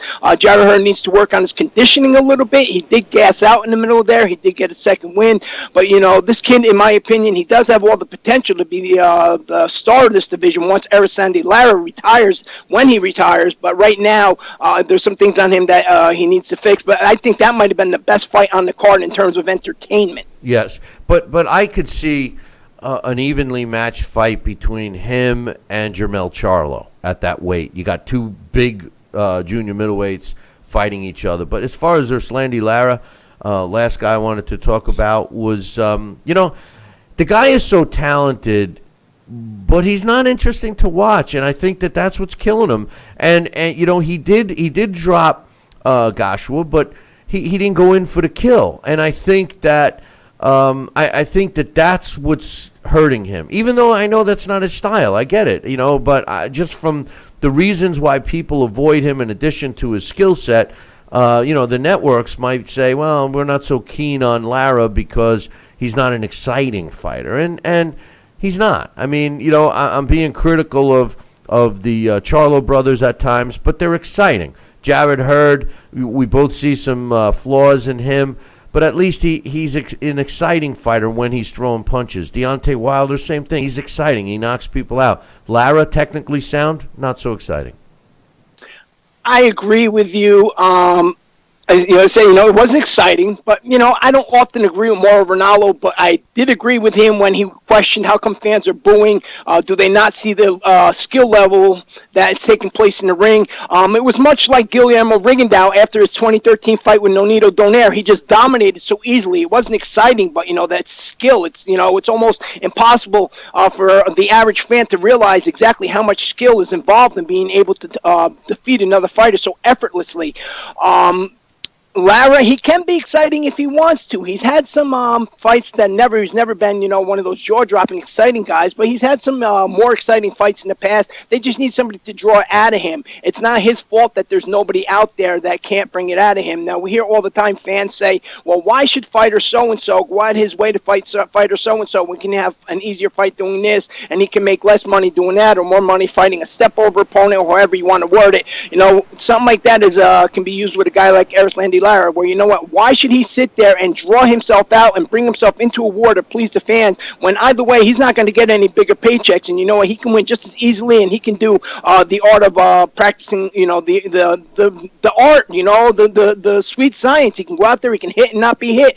Floyd Mayweather made a career out of it. He made hundreds of millions doing the same thing. Erislandy Lara, maybe if he had better English, maybe if he had a little bit more swag to him, he'd make a little bit more money, but it is what it is. Unfortunately, today they don't appreciate that. I also think that's going to hurt the Guillermo Rigondeaux and Vasyl Lomachenko fight. I think a lot of the people watching that are not going to be able to comprehend exactly what they're seeing in there. They're just going to expect two guys to go in there and punch each other. There's too many fight fans today. There's not enough boxing fans, as I say all the time. Yeah, but let's not lose track of the sweet science. It's not just not being hit. You still got to be in position to hit again, and Rigondeaux generally is, and so is Lomachenko. So that fight very well may live up to its billing. I think it will. And one last thing before we let you go. George Groves set up the fight we want to see by taking care of Jamie Cox in 4 rounds. No surprise for any of us. We all knew that this was kind of a mismatch. But what does this do now as we look forward to the matchup between Groves and Chris Eubank Jr.? Chris Eubank Jr. is getting better. He hasn't really been in the wars like George Groves has. But George Groves has been in there with Martin Murray, Fedor Shudinov, Badu Jack, Carl Froch twice. He's been there with Paul Smith. I don't know why anybody would have expected anything more. You did touch on how Jamie Cox got into this tournament. It was a first-come, first-served basis. Chris Eubank Jr., I think he's a little bit fresher, but I don't think he's actually been made to... Matter of fact, I know he has been forced to go into a war that George Groves has been in, so it might come down to a war of attrition, or it might just come down to George Groves knowing how to control that ring a little bit better and knowing exactly when to turn it on and when not to, and making Chris Eubank Jr. a little bit uncomfortable. Or we just may see George Groves age overnight if he catches some of those big punches. That's going to be an interesting fight if and when it does happen. Well, it's going to happen, so when it does happen, that's going to be an interesting fight I'm looking forward to. Me too, that's for sure.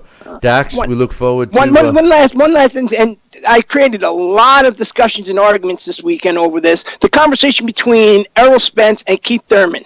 Oh, boy. When they were at the table this weekend, and, they're talking, Errol Spence has this way about him. He doesn't brag. He doesn't beat his chest. He doesn't stand up. He doesn't curse. He doesn't talk about himself in the third person. But Errol Spence looks at guys. We've seen him do it to Kell Brook and a lot of other guys where he says, he's going to come in the ring. I'm going to do this. I'm going to knock you out. It's going to be man down. He smiles, this $1 million smile, and that's all. And Keith Thurman, this weekend, Keith Thurman is a guy who refers to himself as the third person. He beats his chest a lot. He's called out guys like Mayweather and Garcia, and he's, that's what he's supposed to do. But he seemed bothered by Errol Spence this weekend. Errol Spence was so relaxed staring at him, and as Keith Thurman is talking about himself and his accomplishments, if you notice, Errol Spence's eyes never left Keith Thurman's eyes, and Keith Thurman just really seemed uncomfortable about that, and he turned into the fact of, well, you know what, you got to come see me, I'm more accomplished. And I'm sitting there saying to myself, okay, in 2015 Marcos Maidana wasn't a big enough fight for you. Floyd Mayweather was ducking you, but Floyd said, something, fight Errol Spence and you can get a fight with me, and Thurman said no, and then Maidana and Mayweather happened, and Spence had to get a world title. Now Spence has a world title. Now you're complaining you have 2 world titles. The fight is going to happen, but I'm going to tell you what, Errol Spence was in Keith Thurman's head, and that's the first time I've ever seen anybody in Keith Thurman's head like that. Keith Thurman was definitely uncomfortable.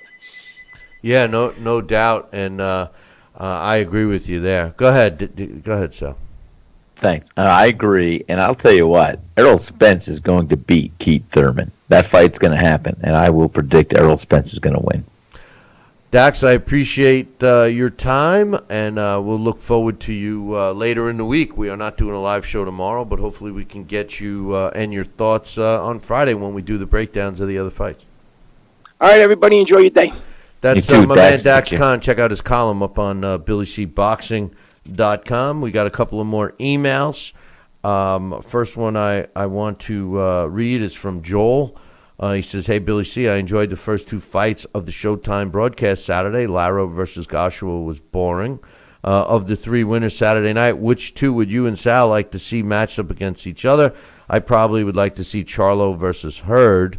I honestly think that would be one hell of a fight. Well, I agree there. I think physically they match up well. So I agree with you. Agree with Joel there. What about you, Sal? I think that's a great call, a great fight to come.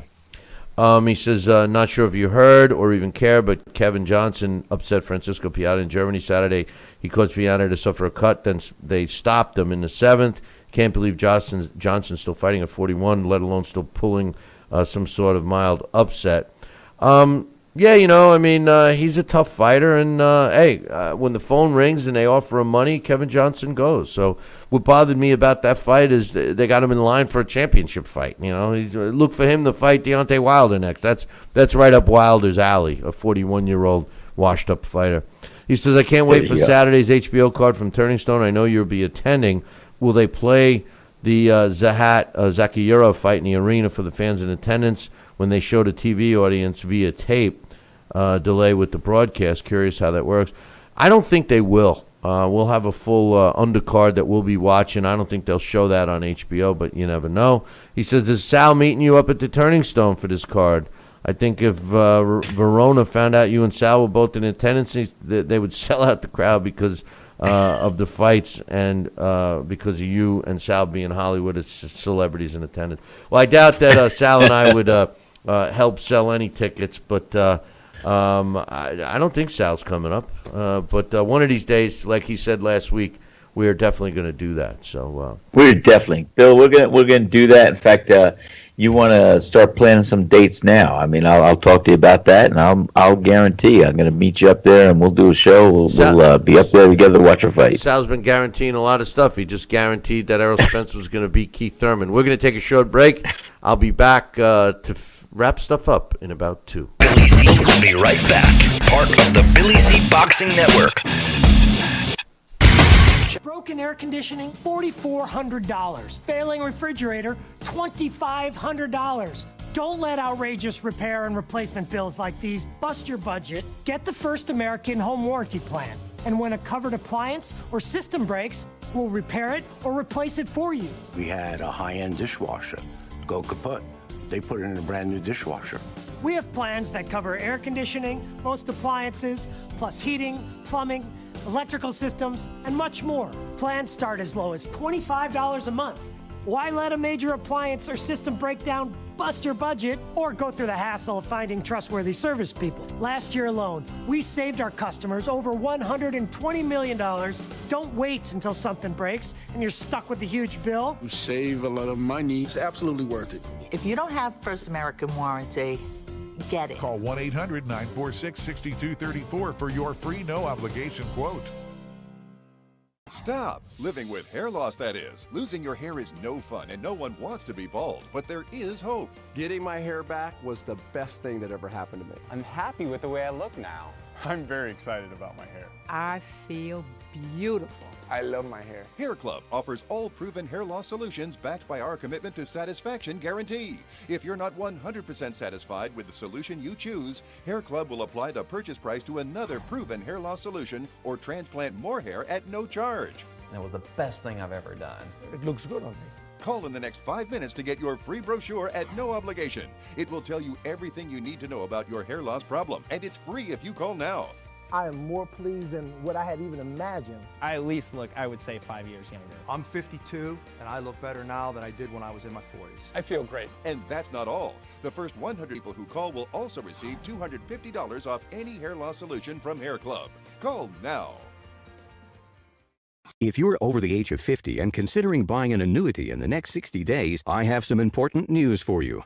Don't buy an annuity until you understand the pros and cons of annuities. A free book to help you maximize your retirement income from television host and 3-time author Josh Melberg has been released. This book reveals little-known truths about annuity strategies in simple-to-understand terms. Grab a pen right now because we are about to offer you this free book that unlocks the 5 little-known secrets we believe baby boomers and seniors should know before buying an annuity.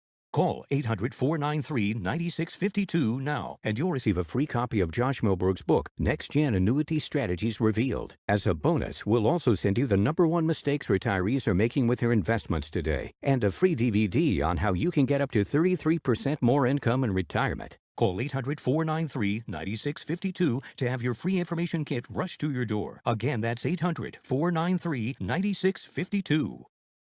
Are you currently on Medicare? In other words, do you carry the red, white, and blue? Check out BillyCBoxing.com now, or feel the wrath of the mighty mustache. Oh, that hurts! Why are you doing that to my face?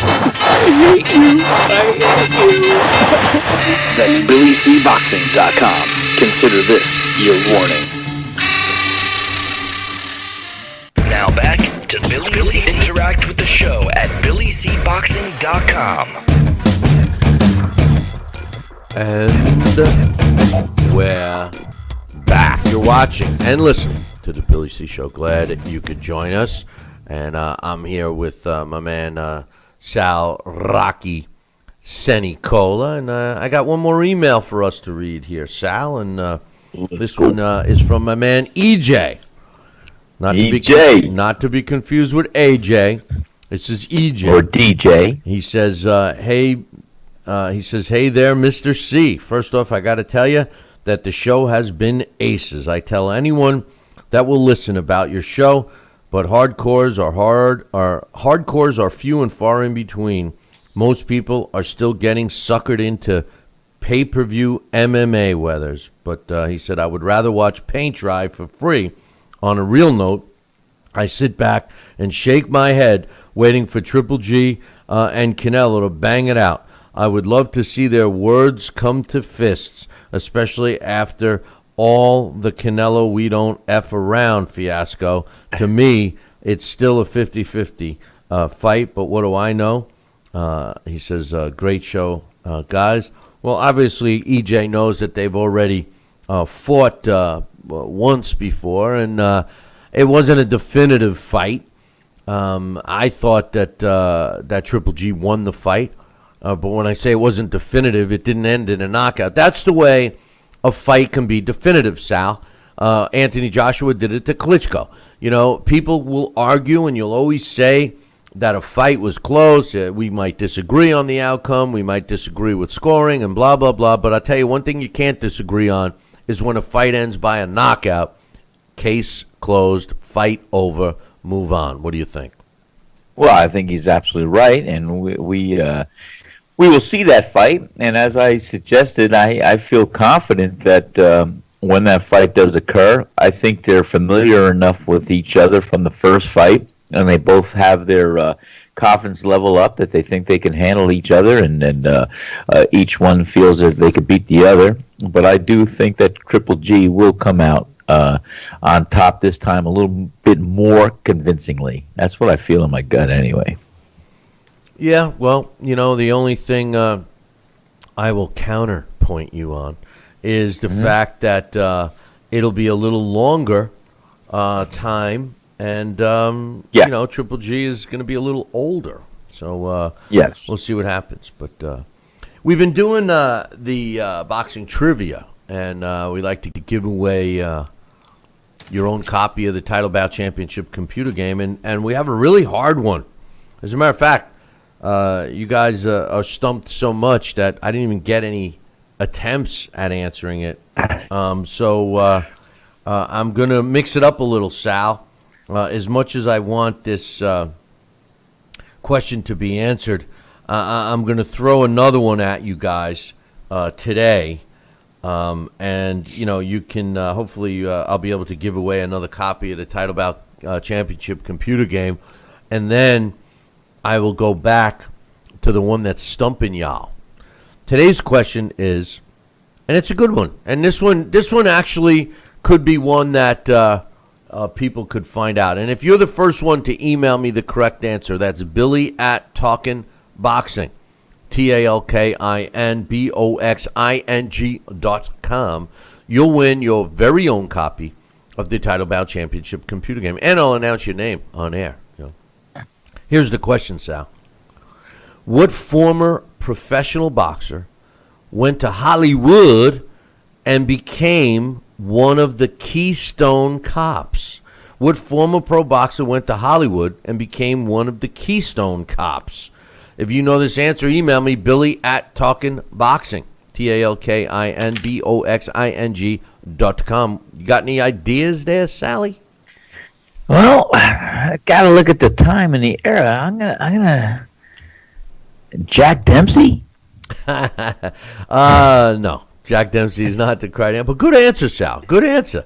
That was a good one. Thank you. That's the first thing that came to my mind. No, hey, you know, that doesn't surprise me. That doesn't surprise me, brother.